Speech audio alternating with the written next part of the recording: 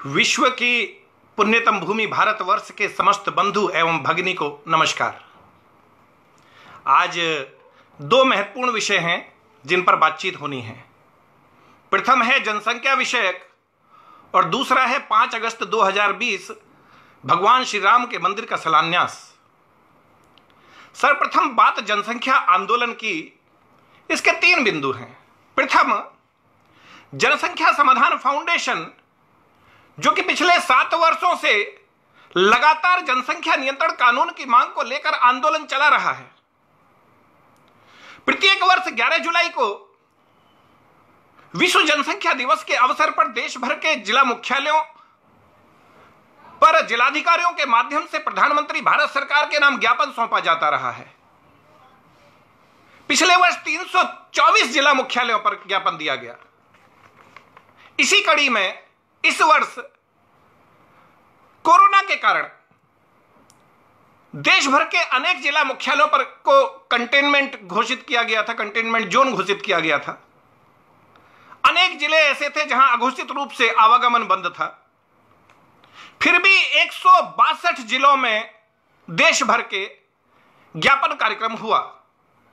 पंजाब में, हिमाचल प्रदेश में, हरियाणा में, उत्तर प्रदेश में, उत्तराखंड में, राजस्थान में, दिल्ली में, उत्तर प्रदेश में, मध्य प्रदेश में, महाराष्ट्र में, गुजरात में, छत्तीसगढ़ में, बिहार में, झारखंड में, उड़ीसा में, पश्चिम बंगाल सहित अनेक राज्यों में, कर्नाटक और केरल जैसे सुदूर राज्यों में 165 जिला मुख्यालयों 162 डिस्ट्रिक्ट हेडक्वार्टर्स में प्रधानमंत्री भारत सरकार के नाम ज्ञापन सौंपा गया। ज्ञापन के बाद कुछ जिला मुख्यालयों को सील कर दिया गया, तो जिससे यह संभावना लगती है, यह संदिग्ध लगता है कि संभवतः यह ज्ञापन प्रधानमंत्री कार्यालय नहीं भेजे जाएंगे। इसलिए जनसंख्या समाधान फाउंडेशन के समस्त साथियों ने यह मिलकर तय किया कि देश के 40 जिला मुख्यालयों से जहां ज्ञापन हुआ है, वो जो मैंने कारण गिनाए, उन कारणों से जो ज्ञापन नहीं दे पाए जिलाधिकारी को, वहां से यानी ऐसे 400 जिला मुख्यालय हैं जहां से सभी कार्यकर्ता मिलकर अपने अपने जिले से प्रधानमंत्री जी के नाम वह ज्ञापन सीधे रजिस्टर्ड पोस्ट के माध्यम से या स्पीड पोस्ट के माध्यम से या कोरियर के माध्यम से उसको भेजेंगे। साथ ही साथ यह तय करेंगे कि प्रधानमंत्री जी के अलावा और भी कुछ नाम हैं जो सबको व्यक्तिगत रूप से भेजे गए हैं, उनको भी ज्ञापन भेजा जाना है। व्यक्तिगत तौर पे भी यह बात बताई जाएगी। तीसरा विषय इसी में, विगत 16 जुलाई को देश भर के 20 प्रदेशों के अध्यक्ष नियुक्त किए गए और केंद्रीय टीम से 20 प्रभारी उनके नियुक्त किए गए। यह सब संगठन के पुनर्गठन के लिए किया गया और यह तय हुआ कि 5 अगस्त 2020 यानी आगामी 5 अगस्त बुधवार के दिन सभी प्रदेशों की कार्यकारिणी और संबंधित प्रदेशों के अधिकतम जिलों के जिलाध्यक्षों की घोषणा होनी थी। लेकिन चूंकि यह ज्ञापन भेजने का कार्यक्रम हुआ, तो संभवतः यह कार्यक्रम अगले 1 या 2 सप्ताह के लिए टल सकता है। लेकिन फिर भी बिहार, झारखंड जैसे और भी कुछ राज्य हैं जहां 5 अगस्त को ही यह घोषणा होनी है कि कौन कौन जिलाध्यक्ष होंगे संबंधित प्रदेशों में, और उसके साथ साथ कौन कौन वहां से प्रदेशों में कार्यकारिणी में होंगे। अब यह बात थी हमारे कार्यक्रम की। उसके अलावा जो महत्वपूर्ण बात है वह आज यह है, 5 अगस्त 2020 को एक महत्वपूर्ण तिथि है। हम लोग जनसंख्या नियंत्रण की मांग को लेकर, जो कानून की मांग को लेकर आंदोलन चला रहे हैं, परंतु यह विषय एकाकी नहीं है। राष्ट्रीय चेतना, नागरिक मूल्य, सांस्कृतिक विरासत, अखंड भारत जैसे विषय इसमें समायोजित हैं। आज 5 अगस्त को जो कुछ भी होने जा रहा है वह बड़ा सामान्य सा आज लग रहा है, क्योंकि विगत 1 वर्ष में जो कुछ भी देश में घटित हुआ है वह देश में निर्णय लेने वाली जो शक्तियां हैं और उनका क्रियान्वयन करने वाली जो शक्तियां हैं, वो उन्होंने इतने कुशलतापूर्वक इस तमाम काम को किया है, तमाम तरह की बाधाओं के बावजूद भी यह काम किया है और इस प्रकार से किया है कि यह एक सामान्य कार्यक्रम लग रहा है। वरना तो कितना मुश्किल काम है, समझिएगा। जिस देश में कुछ लोगों में इस प्रकार की प्रवृत्ति उत्पन्न हो रही हो कि वो देश के दुश्मनों की प्रशंसा करते हो, अपनी सेना के मनोबल को गिराते हो, जिस देश में एक टीवी में खबर आ जाए कि किसी विदेशी सेना के आगे बढ़ने की खबर आगे आ जाए, आ जाती है, बफर जोन में घुसपैठ हो जाए, या फिर हमारे सैनिकों के बलिदान की कोई खबर आ जाए तो उन लोगों की बाँछें खिल जाती हैं। जिस देश में दुश्मन की सेना की हानि होने पर, या उनको कहीं किसी स्थान से पीछे खदेड़ने पर, या उनके घर में घुस के कुछ इस तरह का सर्जिकल स्ट्राइक या दूसरे एक्शन लेने पर सबूत मांगे जाते हों, जिस देश में महामारी द्वारा उत्पन्न संकट पर एक आंख से रोया जाता हो और एक आंख से हंसा जाता हो, जिस देश में एक राज्य में तथाकथित कट्टर हिंदू दल, वह दल भगवान राम के अस्तित्व पर प्रश्न उठाने वाले लोगों के साथ मिलकर सरकार बनाता है। महाराष्ट्र में ऐसा हुआ है। 8वीं कक्षा में भगत सिंह, सुखदेव, राजगुरु के बलिदान को लेकर, उस बलिदान में से राजगुरु जी का नाम बड़ी कुटिलता के पूर्वक हटाकर और वह पढ़ाया जाने लगा है 8वीं कक्षा में, भगत सिंह, सुखदेव और कुर्बान अली पढ़ाया जाने लगा है। बड़े शर्म की बात है। जो कट्टर बनते हैं अपने आप को, वह आज इस प्रकार की बात कर। जिस देश में गंगा जमुनी तहजीब इस ढंग से बताई जाती हो कि जैसे गंगा जी तो हमारे यहां थी, लेकिन यमुना जी को बाबर उज्बेकिस्तान से खच्चर पर लाद के लाया गया हो, जिस देश में हमारे आराध्य भगवान श्री राम के पावन मंदिर को इस्लामिक आतंकवादी बाबर और उसकी जिहादी टोली ने ध्वस्त कर दिया हो, और 500 वर्षों के इतिहास में लगातार संघर्षों में हजारों हजार सनातनियों ने बलिदान दिए हों, जिस देश में विदेशी सत्ता से, जिस देश में जिस समय आजादी मिली, भारतवर्ष में विदेशी सत्ता से आजादी मिली और रामलला की मूर्ति अयोध्या में विराजमान होती है, उस स्थल पर वहां लोग पूजा पाठ कर रहे होते हैं।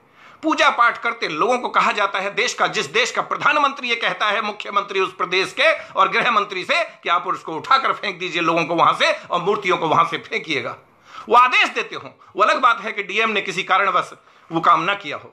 जिस देश का प्रधानमंत्री अपने गृह मंत्री, अपने राष्ट्रपति को सोमनाथ के मंदिर के जीर्णोद्वार में जाने से मना कर देता हो, जिस देश का प्रधानमंत्री देश के संसाधनों पर पहला हक किसी एक वर्ग विशेष के लोगों को बताता हो, जिस देश का प्रधानमंत्री दंगा हो जाने की स्थिति में इस पावन मिट्टी के मूल धर्म के लोगों को,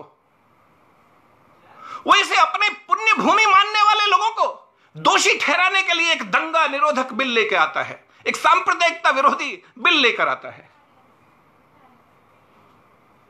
जिस देश का प्रधानमंत्री इस देश के संसाधनों पर पहला हक वर्ग विशेष का बताते हो, उसी देश का प्रधानमंत्री उसी 500 वर्ष से अभिशप्त रामलला प्राकट्य भूमि पर मर्यादा पुरुषोत्तम भगवान श्री राम के भव्य मंदिर का शिलान्यास करने कुछ इस प्रकार से जा रहा हो कि सब कुछ बड़ा सामान्य सा लग रहा हो। यह 9.5 दशकों की अनवरत यात्रा का परिणाम है। यह 9.5 दशकों का लगातार एक ही विचारधारा के दोष रहित उत्तरोत्तर विकास का परिणाम है, जिससे प्रशिक्षित लोगों ने भगवान महादेव की पुण्य भूमि को 7 दशकों से जिस 370 ने अपने मकर जाल में जकड़ के रखा था, उसे उसी के प्रावधानों से भस्म करके कूड़े के ढेर में फेंक दिया गया हो। उसने इस प्रकार से इस काम को किया है कि यह सब बड़ा सामान्य सा लग रहा है, परंतु आज कुछ नए विवाद सामने आ रहे हैं। इस पर हमें विचार करने की आवश्यकता है।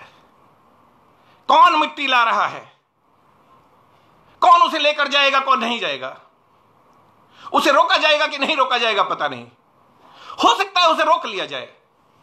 जिन लोगों ने इस कार्यक्रम को संभव बनाया है वो कोई ऐसा काम नहीं करेंगे जिससे हमें हानि होती हो, और जो कुछ भी वो कर रहे होंगे निश्चित रूप से वो सोच समझ के कर रहे होंगे, अविश्वास का कोई कारण नहीं है।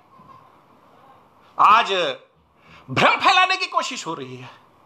वो लोग भ्रम फैला रहे हैं जिन्होंने सदा से सनातन का विरोध किया हो, परंतु हमारे लोग भी उस क्रिया के, उस मिट्टी या दूसरी ऐसी क्रिया के विरोध के साथ साथ उन लोगों का विरोध कर रहे हैं, उन लोगों के विरोध में उतर पड़े हैं जिनका जीवन ही 5 अगस्त का दिन देखना संभव बनाने में, जिनका पूरा जीवन निकल गया हो, चाहे वो 5 अगस्त 2019 हो, चाहे वो 5 अगस्त 2020 हो, पूरा जीवन जिनका इस विषय में चला गया हो। आज मैं देख रहा हूं सोशल मीडिया पे इस प्रकार की बातें हो रही हैं कि उनके ऊपर प्रश्न चिन्ह लगाए जा रहे हैं, उनकी देशभक्ति, उनकी राष्ट्रभक्ति के ऊपर प्रश्न उठाए जा रहे हैं। मेरा मात्र इतना ही कहना है कि शक मत कीजिए उन लोगों पर जिन्होंने यह सब संभव बनाया है। यह आनंद का समय है, यह उत्सव की बेला है। उत्सव से मेरा तात्पर्य किसी क्षण विशेष का आनंद लेने का है, क्योंकि यह भी ध्यान में रहे कि जो सेना प्रारंभिक बढ़त का जश्न मनाती है वह अंतिम युद्ध हार जाती है। यह आनंद प्रारंभिक बिंदु होना चाहिए, यहां से हमें आगे बढ़ना है।